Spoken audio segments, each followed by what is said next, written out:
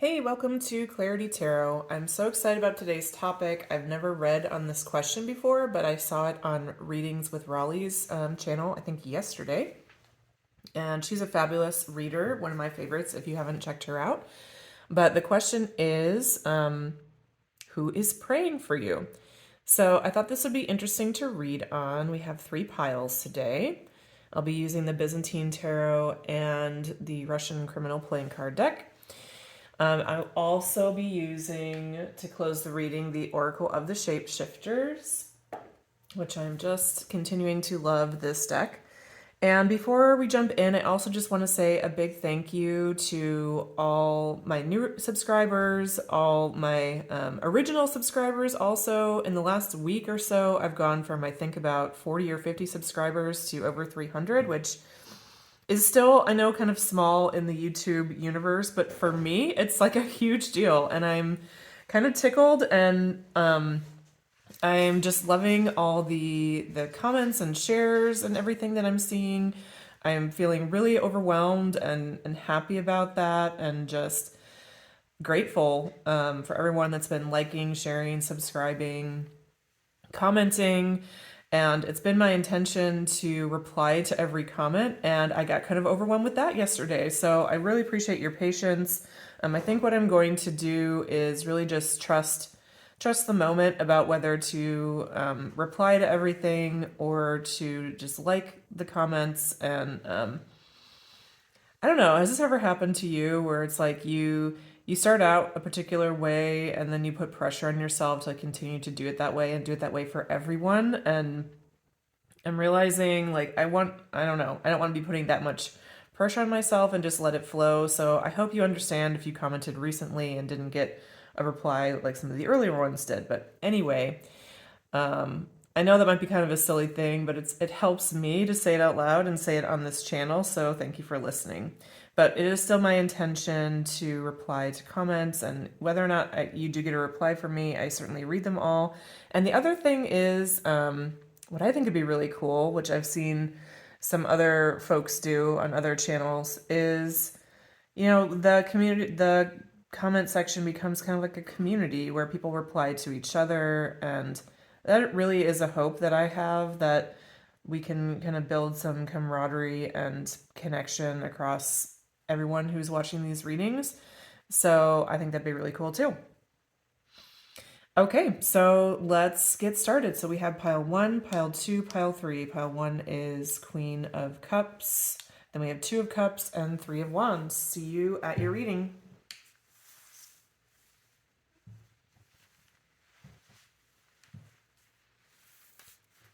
Okay, hi pile 1, how are you? If you chose Queen of Cups, this will be your reading. Initially, just with the Queen of Cups, where my mind goes is like your mother or somebody's mother. Doesn't have to be, but let's see what other cards we have here. We have 10 of Staves, 10 of Wands, the Countess of Swords, the Queen of Swords, the Count of Cups, the King of Cups, and the Count of Swords, or the King of Swords, and the 8 of Cups. Wow. So you know what's interesting here, which you may have already noticed, we have the King and Queen of Swords. We also have the King and Queen of Cups from different decks. But so you know what this is making me think of immediately is like your parents, and if you have a partner, your partner's parents, like the 2 pairs of parents are thinking of you and praying for you. With the 8 of Cups, you might be, if not estranged from these people, like maybe you don't share the same spiritual outlook as them. Maybe that's part of what they're praying about. This could easily actually be my pile, my story here. So I'm trying to separate from what feels personal to me and what might apply to everyone. 10 of Staffs. Yeah, with the 10 of Staffs, it's like these people are worried about you. I think they love you very much, but there's something that you've departed from that makes them very nervous. This could be any number of things. It could be literally your spirituality, the way that you are. It could be some life choices, maybe even just like where you live. Maybe you live somewhere that's like very urban and there's a high crime rate, or on the other side, maybe you live out in the middle of nowhere and your parents worry about you being out there all alone. The other thing that I'm getting here is, so if it doesn't apply to you, that this could be two different sets of parents. This could be certainly grandparents. I'm also getting that some of these folks could be like just ancestors or people that either you're not in contact because you're just not in contact, or it could be that they're also like no longer around. So basically, this is like, people interceding for you after death, which I don't even know what I believe about that exactly, but that's what's coming to mind. So that might resonate for one person. What else to say about this? Who is praying for you? You have a very strong bloodline, pile one, and particularly there's a strong sense of like tradition and cultural significance to your beliefs and your way of life. And so I'm almost getting a vibe here of like, we're so nervous about pile one because they've left the fold, or they've gone their own way, or they're just they are not close to home like everybody else is in the family.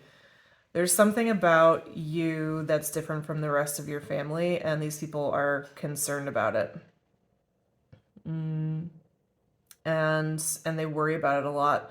So it's going to be different for each of you how much these people let you know about their worries. Like some parents worry and just kind of never talk to their kids about it. Some parents worry and make it their kid's problem, so you're going to be on a range with that. Let me just tap in here for a second and see if there's any way I might interpret this other than relatives.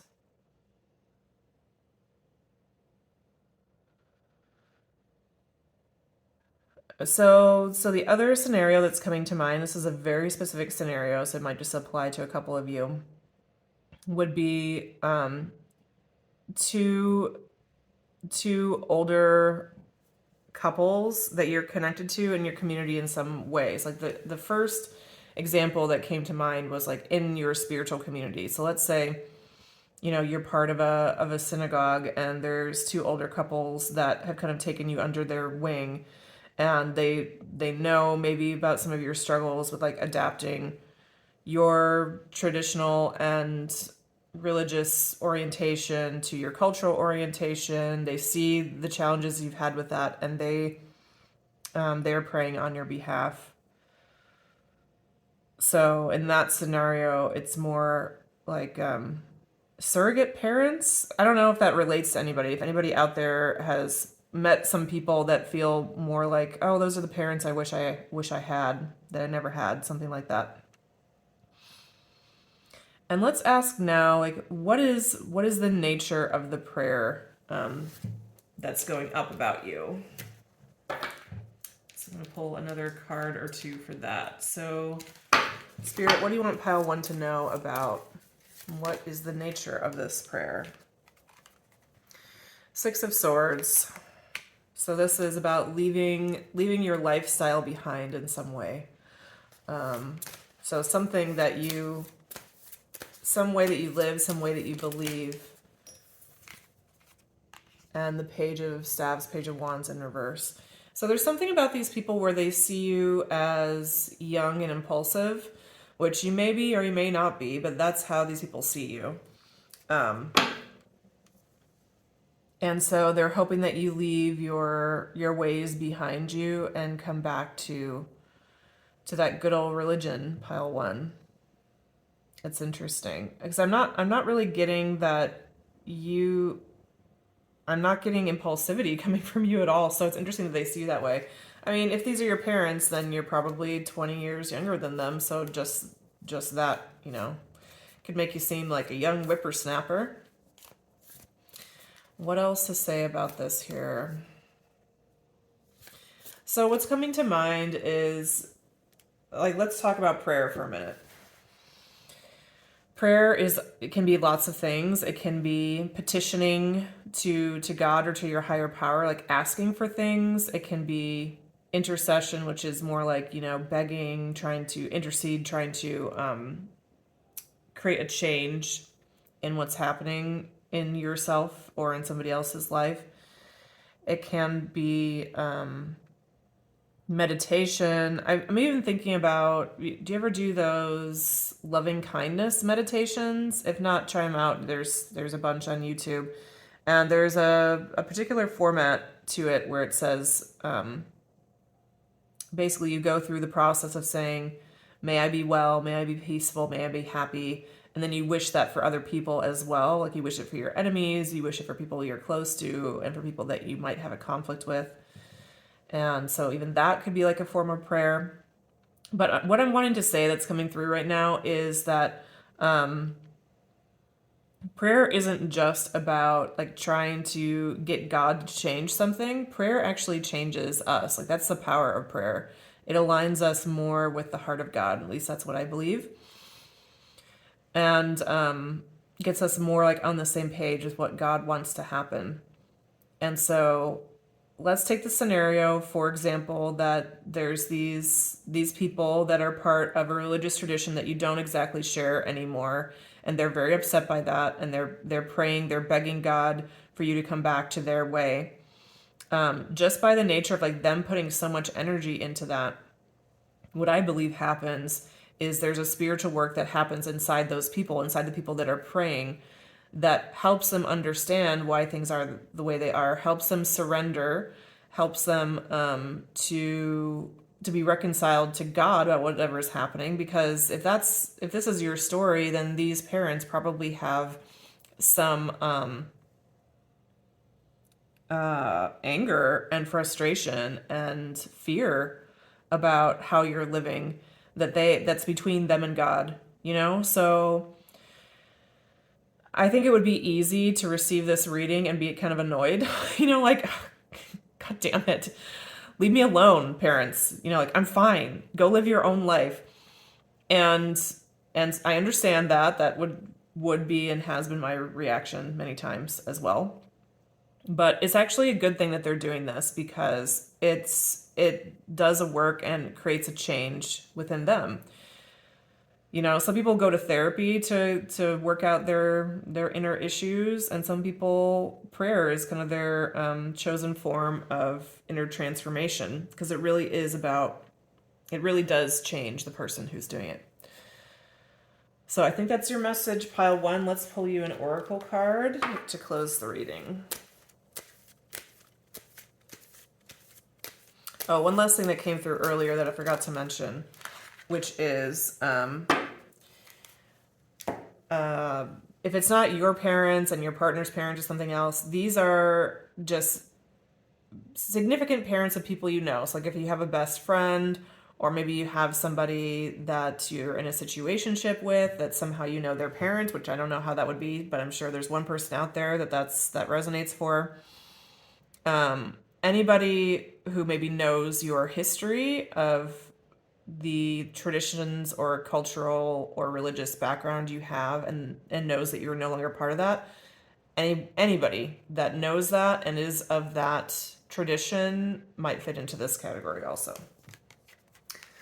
Okay, and your oracle card here. Little wolf girl, it is all right to be alone.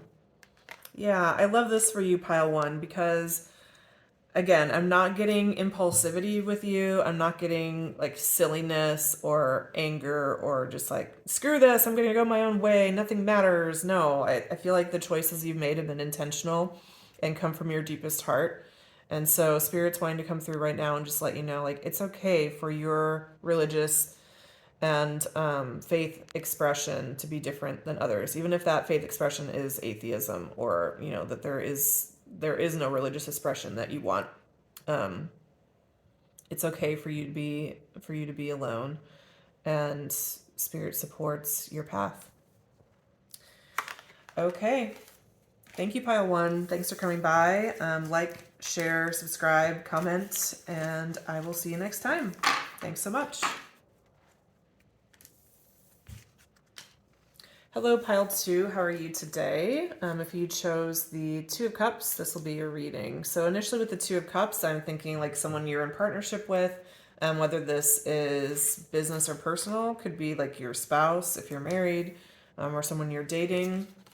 But certainly anyone that you have that close feeling of partnership with. We have the Ace of Swords, the Ace of Cups, the Two of Swords, and the Moon. Okay, let's see here.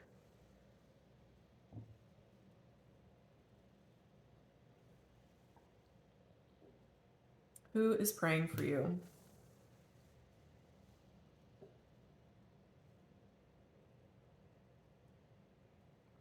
So, a couple scenarios are coming through. First is this is someone that you're currently partnered with. And let me talk about that scenario first and then I'll talk about the other. So, if this is someone that you're currently partnered with, this person wants you to see the truth about yourself, how loved you are, how beautiful, how magical you are.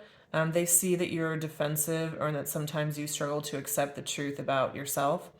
And they know that this comes from repressed thoughts and feelings, perhaps trauma, perhaps negative experiences you've had that have kind of gotten stuck in your psyche.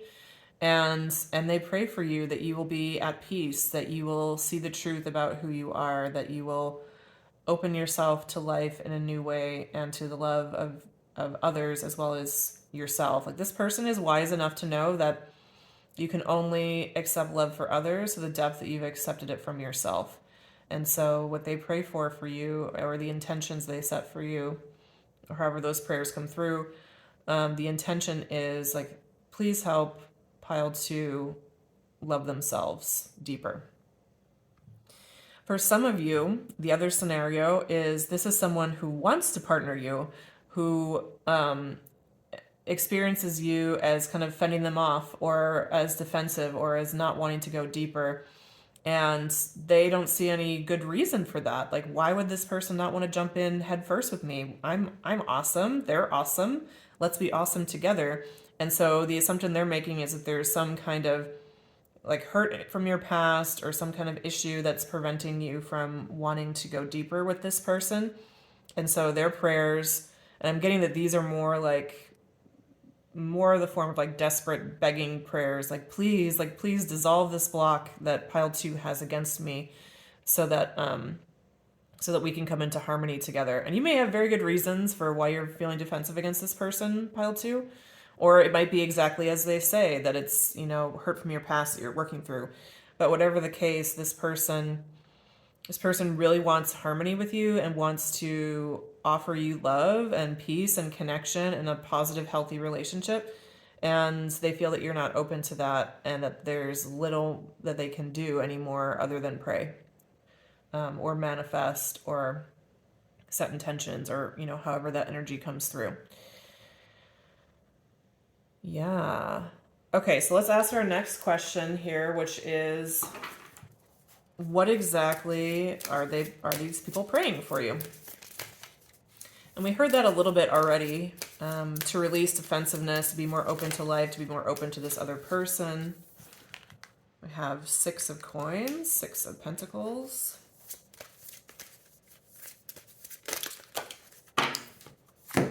Ten of Swords. The Patriarch, the Hierophant.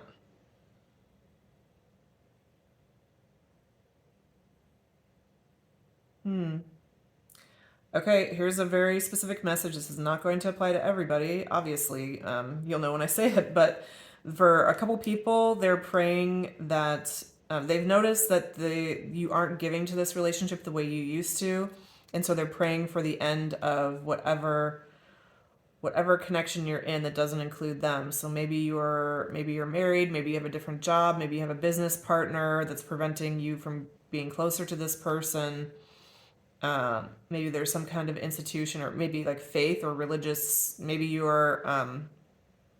maybe you have taken a vow to be alone, to be single, to be celibate. Wow, some very specific examples there. But so for a couple of you, that's the scenario. Now that won't apply to everybody. Otherwise, what are they praying for? They're praying for illumination. They're praying for a mutually beneficial, free-flowing relationship with you that's harmonious, that the give and take goes back and forth and is in flow and in balance. And they want something traditional with you. How do I say this? It's not traditional exactly. They want their relationship with you to be blessed by God, to whatever that means to them. So they probably have some specific values or ideas about what it means to have a good relationship, and they want that to be the story of your relationship. And there are some things they feel like are up to them, and there are some things they feel like are out of their control. And so these things that they're praying about, what they're praying about are the things that are out of their control that they want an end to come to with the Ten of Swords. And so they are praying for an end to those things that are keeping you apart. And so, like in the partnership example, that would be your self-concept, any of your traumas or struggles that make it difficult for you to give and receive love. So I want to pull a card for anything I may have missed in this reading, because the scenarios are so different. I just want to make sure that there's a message in here for everyone picking this pile. So what have I missed? Pile 2, if anything. Spirit, please. Whoop. Okay, and we have the Empress. What have I missed? Well, I mean, to this person, you are their Empress. You are everything. I mean, look at this foxy lady here. Dripping in pearls, nice long robe. She's standing on a bunch of fruit. Why is she doing that? And there's some kind of, I've never noticed this before. There's like a fountain of water here. Why are they doing this? Because they love you so much, straight up, pile 2. Like, no matter who this person is, they just absolutely adore you.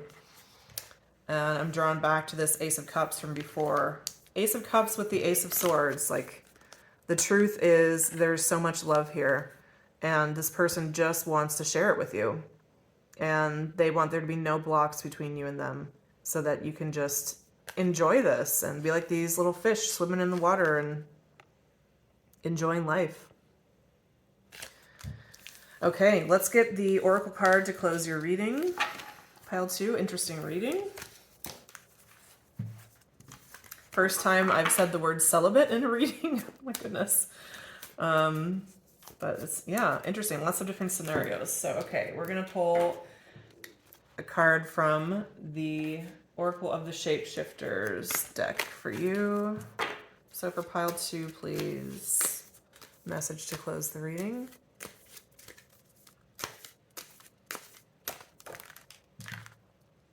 Hedgehog love. Positive, uplifting new friends.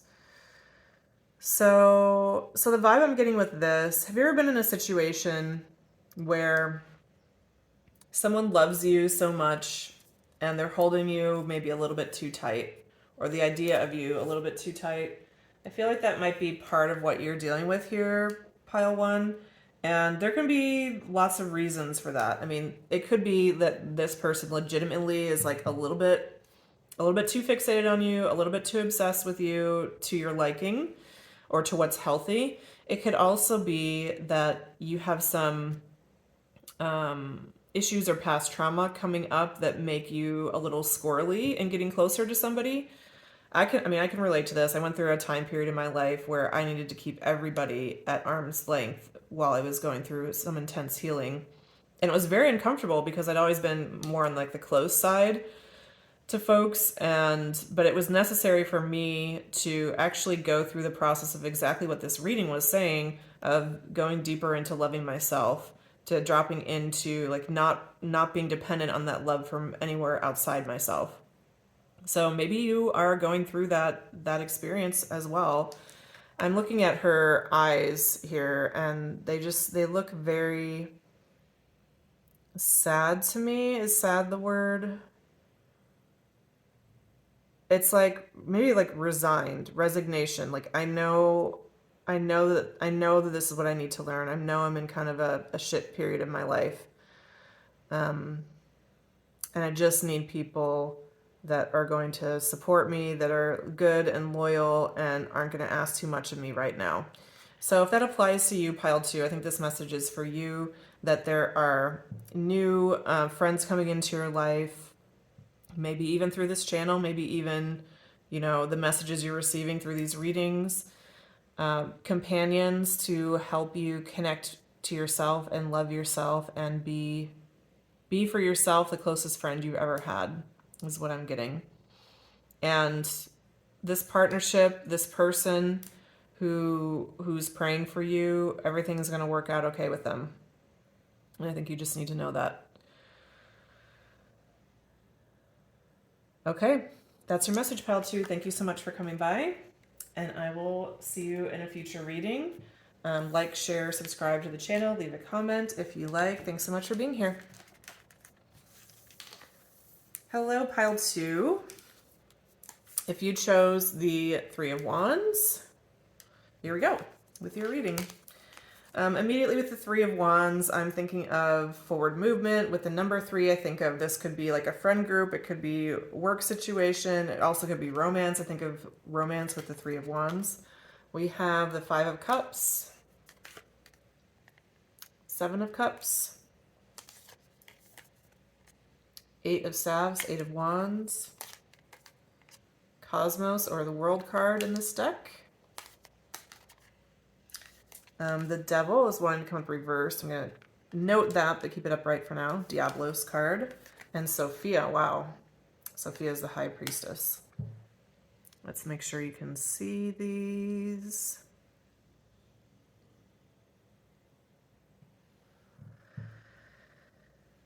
Okay. Who's praying for you?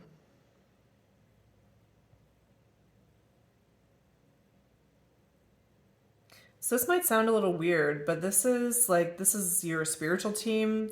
This is God. This is your spiritual brothers, sisters, family, companions. And you may have many, pile 3. So there's a few different applications of this. I mean, this could literally be your spirit guides. This could be people in your spiritual community. Especially if you have a habit of praying together or for each other, or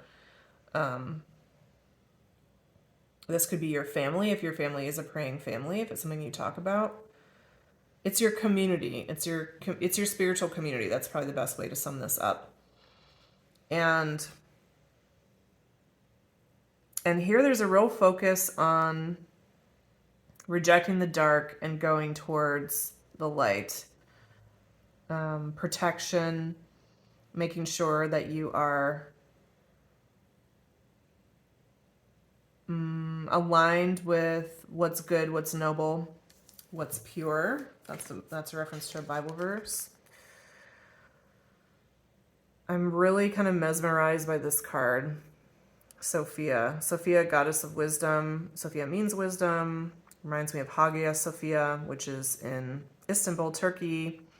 I believe a Christian church that was turned into a mosque and is now, still there and open for visits and considered a holy site. So one of those details might relate for you. Maybe your name is Sophia, literally, or one of these people that's praying for you is named Sophia. So Sophia as the version of the High Priestess. Because this is the Byzantine tarot, I mean, of course, I get a little bit more of like a Christian feel for this because of the deck. So this could even be like the saints, like you praying to the saints and the saints interceding on your behalf, if that's part of your belief structure. But so the next question I was going to ask is like, what are these prayers about? But I'm already getting the answer for that from this card, which I'll just share now. And the prayers are about you becoming this person, which who wouldn't want to be Sophia? I mean, who wouldn't want to be the High Priestess anyway, by the way? But in particular from this deck, like there's something so regal and graceful and majestic about her, about them.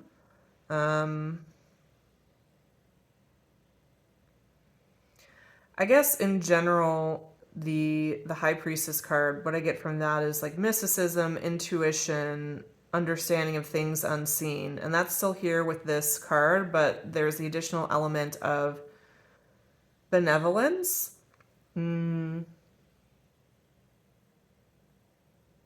Blessing, like being a blessed person and just sharing that with others, showering blessings upon others, and just being really grounded and unshakable. You know, I'm noticing how it's next to the devil card, the Diablos card. One of the scarier devil cards that I've seen, I would say. And there's just this sense that you, in whatever way makes sense to you, like in your ideology, you reject the dark, you reject and protect yourself from the devil, keep yourself pure, and try to be a being of light for all.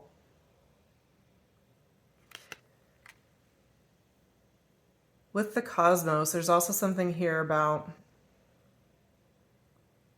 others praying for you, not only to become this wise person, but also for your work to be done in the world. I think others see you as very powerful and as having something important to say, important to do spiritually, like an important spiritual mission. And so when others pray for you, they pray that darkness will not win, that your light will break through, that you will continue and complete your missions that are here on earth, that are God-given, and that there will be no delay with the Eight of Wands. Five of Cups and the Seven of Cups. I think these people know you well enough to know that so much wisdom has been given to you already that there's a lot of different places you could go. You may have difficulty even choosing between, like, how do I have all this talent, what do I do with it? Where should it go?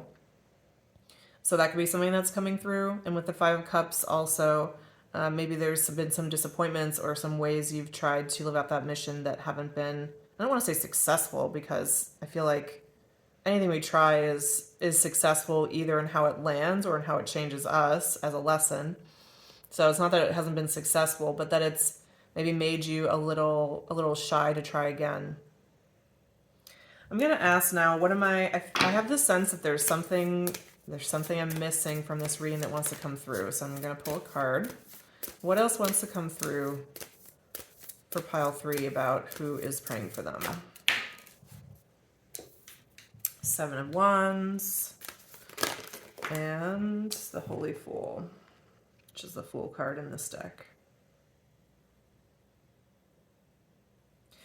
Yeah, I think these prayers, also the thing I didn't mention is Patriarch on the bottom,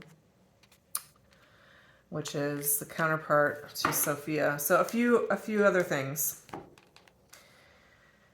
think there's a lot of different directions you could go in your life. Do you see how these people are facing opposite directions? It's reminding me of the Seven of Cups, like so many choices, not sure where to go, not sure what to do exactly. So what is my mission? Where do I go? How do I find the center of what what God or the universe has for me? So I think you're in that discernment process right now. So others are praying for you to find that and to really like step fully into your mission. And I get the sense here as well, like with the Seven of Wands, there's a sense of, okay, I'm going to look at how far I've come in different areas and continue building on that success. Trying to get to that Eight of Wands, trying to get to where like there's no barrier in front of me, and I want to like keep going the way that I've been going. And then the opposite side, we have the Holy Fool, who is not looking where they're going at all, about to jump off a cliff, in fact, and looking up to the heavens, and there's this dove coming down from the heavens, which I'm assuming from this card is like guidance or peace or direction. And so the message I'm getting here is maybe there's kind of a practical or a logical or an intuitive way you might think you should go right now, but actually the way that God is wanting you to find and that these others are praying for you about is the one that's just completely spirit-led, that requires a lot of raw vulnerability and trust, but is going to go kind of an opposite direction of where you have been going.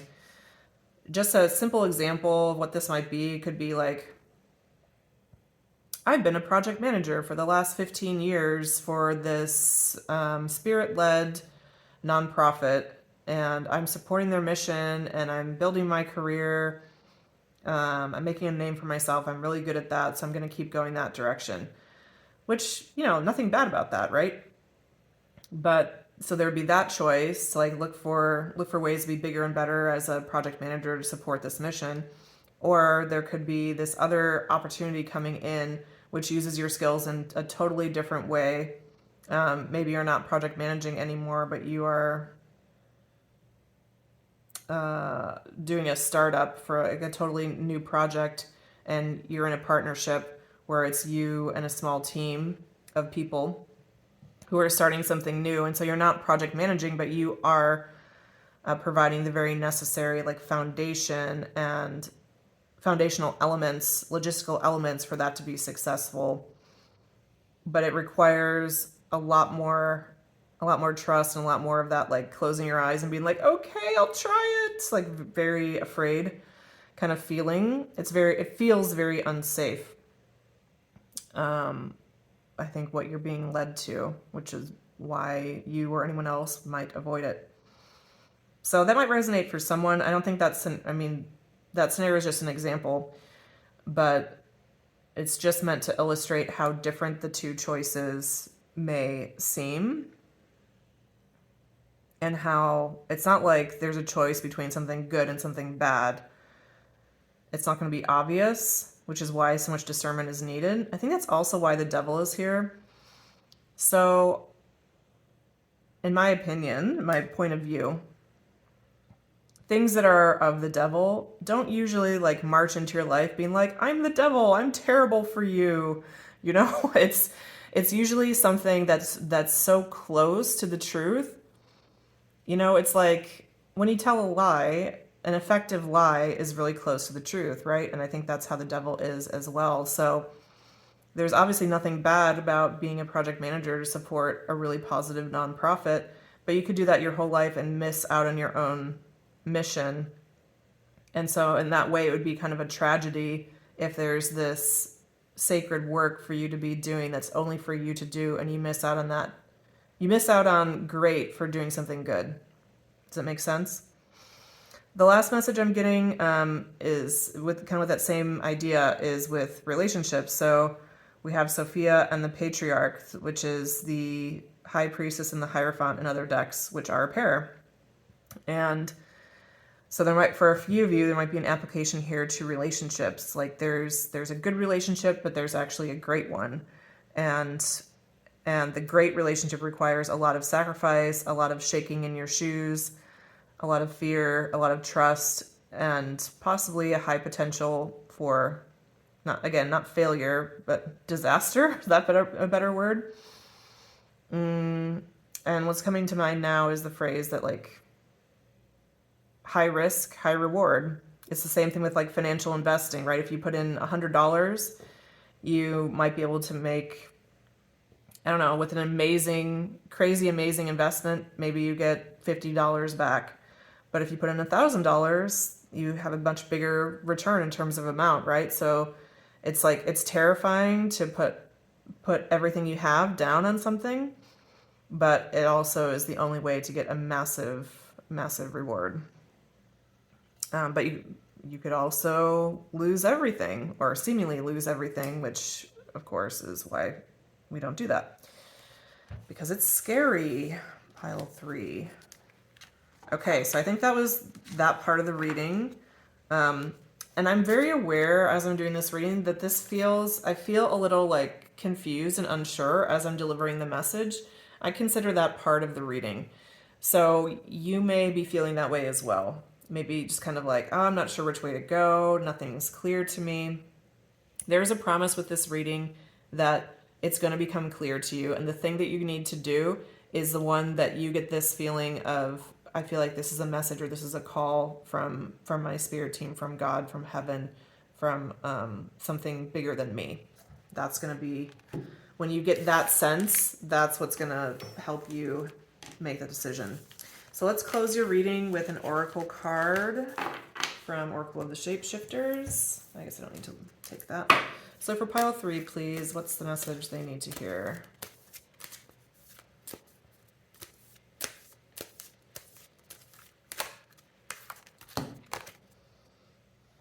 Deep, dark sea mermaid. Find solutions in the unknown places in the darkness. And with this, I'm actually getting the sense to not try and interpret it, just to let it stand on its own, for you to let it speak to you. Pile 1, I'll bring it up a little closer to the camera here. Deep, dark sea mermaid. Find solutions in the unknown places in the darkness. Actually, there's a book with this. Maybe I should read. I'm going to read from the book. So if you'd like to stay for that, please do. I think it's about 2 pages long. Welcome to take off if you don't like to listen to that. But for those of you that do, here we go. And we'll close with this. This mysterious magical companion will help you to find out what lies beneath the stories and beliefs you hold.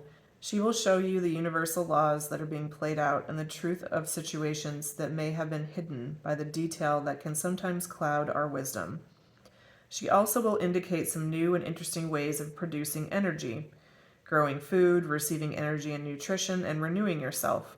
She will take you deep and show your dark jewels of the self, help you to take certain things seriously and fearlessly, and show you that the monsters you feared can be rendered harmless. You will go so deep and find out such truth that you will be in another world altogether, a truer world than the one you thought was real, thanks to this mermaid's ability to share it with you. Deep Dark Sea Mermaid speaks. So I guess this is a message from the character here. There are alternative energy sources. There are solutions to your every dilemma. There is a truth behind so much of the mystery. There is so much undiscovered in the world, in the great beneath. Just as the world has so many creatures and beings that walk amongst you undiscovered, you too have deep hidden potentials. I'm here to show you that there are places you must go that you have feared exploring. You must go deeper, dig down into your own self, and explore alternatives in the world. There are many ways to produce energy, to create illumination. There are so many undiscovered creatures and beauties here, on, within, and under the planet. Let's meet them.